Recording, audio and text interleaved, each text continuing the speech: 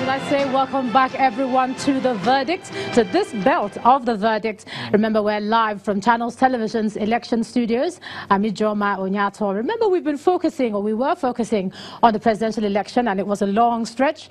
And here we are again, this time focusing on the governorship election, FCT area councils, State House of Assembly elections, and of course, those supplementary elections that spilled over from the last elections. And we have about 14,583 candidates running for the State House of Assembly election, 806 for the FCT area council, and of course 701 for councillorship candidates. So that's quite a number of people that are going to be on the ballot. And of course, here at Channels Television, we're going to be bringing you all the activities following the numbering, the counting, the collation, of course the voting, and then of course until we have a winner in all the 36 states, or rather the 29 states of the Federation that are going for governorship elections.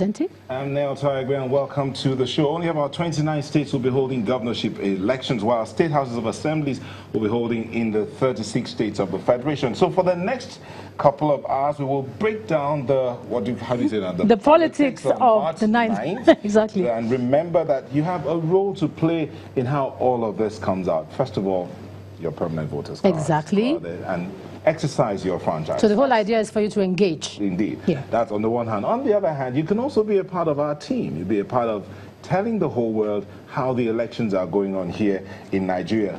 Engage with us. Tell us what's happening around your area. Tell us what you think, what your experience was like in the last elections, and what you think it's going to be like in particularly state by state. We'd like to know what's going on in your state, just as the voting gets on the way. You remember, wherever you are, if you're sending a message, let us know where you are, which state, possibly which local government.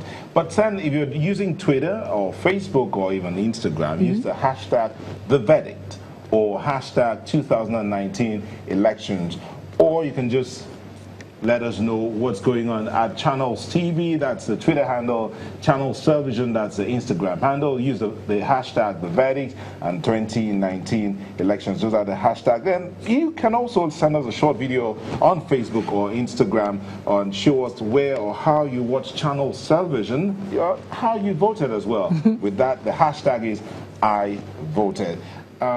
Okay, just before you continue to tell us the different ways that they can engage right here on Channels Television, someone who's trying to feel the pulse in the state where she is, that's Bauchi State, is going to tell us what preparations are like, logistics, security, etc. for the governorship elections tomorrow. Hajara Aliyu. Hajara? It's just hours before residents of Bauchi State entrust their mandate on a candidate for the #1 seat. Why will they be going out to vote? How important is this election to them? Will there be voters' apathy? What are the priority areas of needs? These are some of the issues you will find out from residents themselves. Hello. I'll start with you, Hajia Halima. What are your dreams and your vision for Bauchi State? Well, my dreams and vision for Bauchi State come 2019, because we're just in 2019, is to see a state where peace will continue to reign. It will continue to be peaceful as usual now, because if you look at it from the northeast part of Nigeria, Bauchi is one of the most peaceful states. Bauchi State seems to be, it's one of the states in Nigeria that is backward in education. So I actually want to see improvement in education, more girls going to school, more boys too being enrolled, and sponsorship of girls in particular going to school. We want a business state where we women that are working towards improving the economic of the state have a chance and a place where we can display our product. Do you think there will be large turnout of voters during the gubernatorial elections this Saturday? Yes, from the gist going around town, a lot of the residents are interested in this election, except for the fact that there is, from the activities going around town, there is evidence of a future violence on Saturday. And on that ground, I'm afraid a lot of peace-loving people will not come out to vote. The atmosphere that we're actually having currently, for me, my personal opinion, is actually not conducive. And if by Friday night, Saturday, it doesn't improve, I sincerely do not think that I should actually risk my life or my family's own just to cast a vote on Saturday. What I will look forward for is youth and women development, which is they carry the highest number in terms of population in our society. It has been different strokes for different folks. Well, let's wait to see how the election turns out on Saturday. From Bauchi, the state capital of Bauchi State, Hajara Aliyu for Channels Television. That was Hajara Aliyu there from Bauchi. Now, Ijoma, some of the people she spoke to, their expectations, what they're expecting after the elections on Saturday, particularly the women, and then I think the second to the last young man said a couple of things. The women talked about the need for more girls to go to school. Yeah. And then the other one talked about women who desire to, she said she wanted an economic state.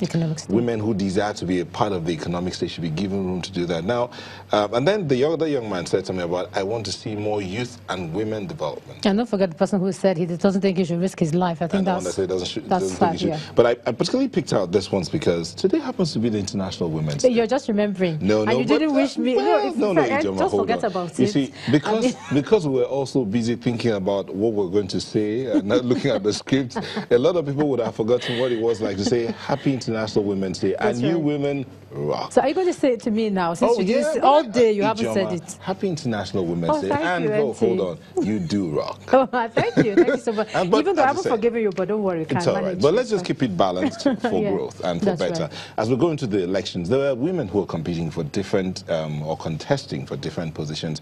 Would they get the same number of votes as their men, or would we see some surprises?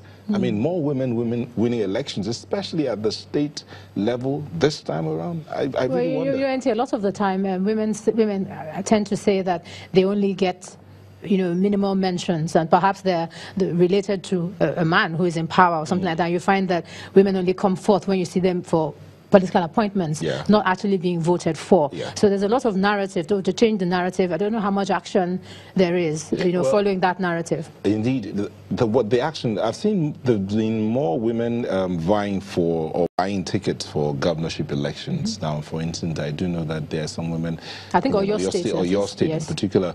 There are some other women that also came out to contest one position or the other for governorship. Even in Lagos, I think there's a woman contesting for Lagos. But again, I asked that question: would the women get the number of votes or as much vote as their male counterparts? But then, you always have that story of don't vote for her just because she's a woman. But for men, nobody thinks about it. They're voting for him because he's a man. But so someone put it this way: if a woman, well, maybe I sound like I'm touting the horn of the women here, but if a woman can manage a home, and the truth is, women do a lot of multitasking, and they carry on quite well. Quite a number of women carry on well. So if they're able to multitask that much, and they're able to deliver, I mean, most of the men who are standing. If you actually ask them to tell you, I'm standing because of my mother. Yeah, that's right. And you find that the hashtag, the slogan this year is better, balance for better, or better for balance. Well, some people have said, don't look for balance, look for equity. Because something may be balanced, but it's not fair. So perhaps you should look for equity. But, that discussion can go on and on. On and on. Talking about women, I think we should just get to Yemi Kosoko. Let's see whether he also has some women that he's finding out what their mood is like towards the elections in Plateau State. Yemi Kosoko. This is the seat of power in which 24 political parties are fielding candidates for who becomes the next governor of Plateau State. Also, 32 contestants are vying for the 24 available seats in the State House of Assembly. These positions will be decided by over 2 million registered voters that will be voting in 2,631 polling units across the state. In the meantime, the Independent National Electoral Commission has approved supplementary elections for Plateau South Senatorial District and Jos North Bassa Federal Constituency, which were declared inconclusive following the outcome of the National Assembly election, which was held on the 23rd of February. Supplementary elections will take place in 106 polling units in 4 local government areas alongside the governorship and the House of Assembly elections. The affected areas are 6 polling units in Shendam local government, 8 polling units in Wase local government, 27 polling units in Kwampam local government, and 65 polling units in Jos North local government, which will decide the winner in Jos North Bassa Federal Constituency. Considering the importance of this election to the people, security has been beefed up in all the 17 local government areas, while the message to voters is to exercise their civic rights in a peaceful manner, devoid of violence and any form of electoral malpractice. Capital talking about what the mood is like. Yeah, but did you hear the number of polling units that they will be having supplementary elections? 106. That's quite a number. That's quite a number. But while that's happening, the same polling units will also be running elections for all the other for the governorship. Yeah, exactly. And I was going to look at the number of. He said 26 political parties are contesting for the CEO for the #1 job in the state. That's even nothing compared to Akwa Ibom. We have 45, Sokoto 51, Kano 55, and then Rivers 64 for 1 seat. Incidentally, I was having a conversation this morning with a young man. He's about 21.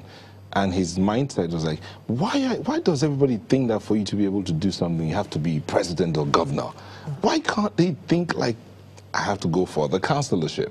If you do well in the council, you'll be shocked that he told me what happened in his local community, where a young man who, on his own, gives people scholarship, takes care of the ill and all of that. Then one day he came up to say he wants to run for the chairmanship. It was the locals that rushed to, they bought his ticket, they did all of that for him.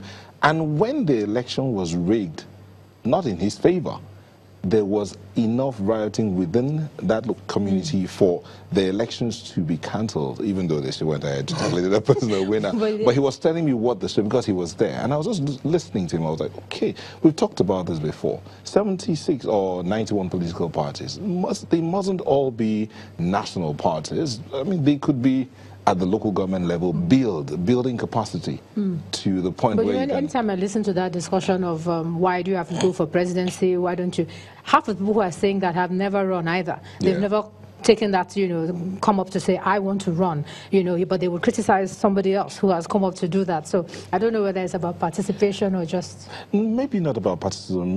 Maybe it's about starting from somewhere, actually knowing that, okay, I can start from here. But then the other side of it is the benefits of being president sometime or governor are so attractive that everybody who feels they have what it takes to get there would want to attempt. I mean, you never know. You might win. Yeah, but coming back to tomorrow, Auntie, when you look at the way the presidential election was executed, and put it that way, whether it's security you want to talk about, we don't know now what the security architecture will be. We've heard from the first PRO saying that even those within the inner cordon will not be armed. Yes, when we were listening to the INEC chairman, he had said, we will learn lessons from this particular... Look at the visuals of one policeman struggling, and then we find that we're still going to have that again. Well, maybe this time there will be more than one policeman. Okay, what they said was nearby, they would have some other, some people who are armed also. The last election, the March 9 elections, we had them running in 36 states. So, to some extent, right now we have just about 29 states to some extent. But you have the 29 states plus the spillover from the presidential, and then 14 states. You still have, even in the other states where they're not having governorship elections, they're having state assembly elections, they're having and all of that. So the number of policemen might not be as... I really don't know how they're going to spread them. I really don't know how they're going to equip them to stand. But that day we talked about the need for even the personnel to get some level of encouragement. I mean, internal energy, confidence boost for themselves to even stand without weapons and face the electorate. But beyond the talking here, let's get to another correspondent of ours. I think he's in Ekiti. Ekiti State, that's right. Tomorrow, Ekiti people will be going out to elect those who will represent them at the State House of Assembly. The governorship election in Ekiti State falls among the staggered elections in Nigeria, and that one had taken place last year. So tomorrow it will only be the House of Assembly business. On the part of INEC, the electoral body says it has dotted its I's and crossed its T's to ensure that it's another itch-free exercise tomorrow. At the level of the political parties, one of the candidates of the People's Democratic Party in this election, Mr. Sunday Omoshilade, says he's withdrawing from the race. He cited lack of confidence in the process. But other candidates are still in the race across all the political parties involved. And it is hoped that tomorrow will be another peaceful outing in Ekiti State.